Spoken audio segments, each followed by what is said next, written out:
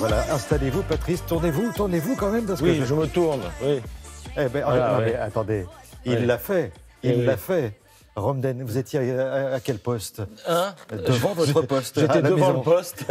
Et en plus, Bon. c'est périmé, hein, il Ouais, manque la deuxième il en étoile. manque une, il en manque une. Vous pouvez en prendre une, il y en a plein sur ma prise. Bon, Patrice, alors il y a de quoi faire aujourd'hui. Hein.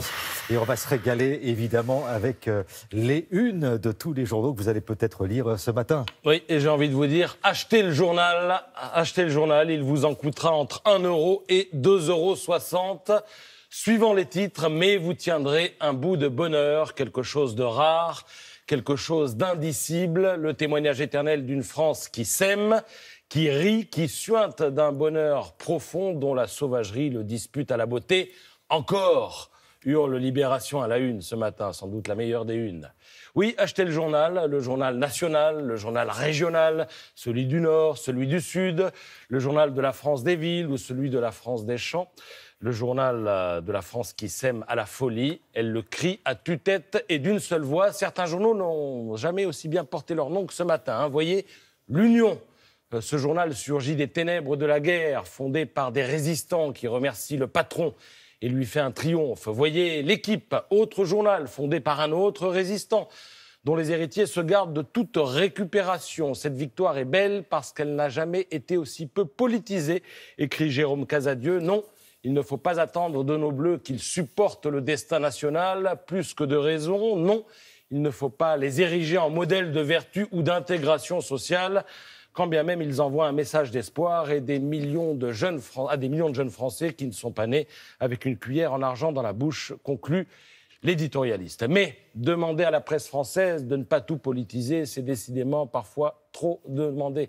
Dans le genre, on commence avec la version ultra-light. Dans Libération, Laurent Geoffrin note que pour commenter l'événement, Didier Deschamps s'est fendu d'un « Vive la République, bienvenue » et il enchaîne « La République qu'on aime ». Unie et diverse, patriotique et ouverte, nationale et non nationaliste, le foot est républicain. Bonne nouvelle, conclut Geoffrin. L'humanité, en revanche, sort la grosse Bertha. Ce qui se passe est un pied de nez à l'air du temps, écrit Laurent Mouloud.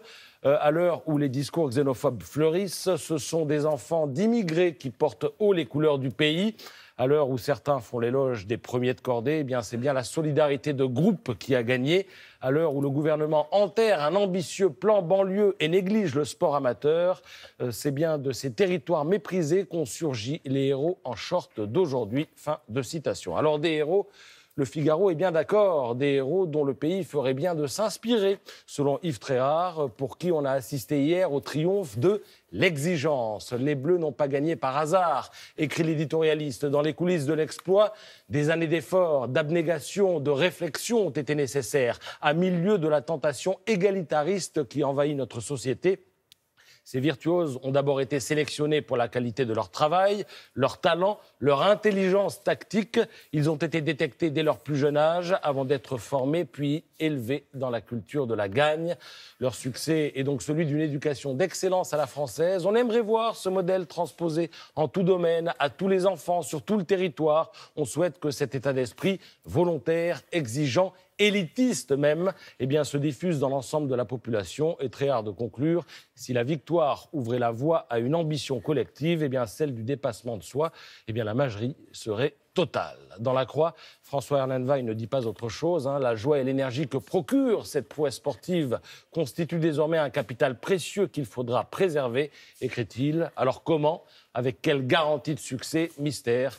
Seul l'avenir nous dira si les amours d'été sont susceptibles de passer l'hiver. Magnifique. Merci beaucoup, Patrice.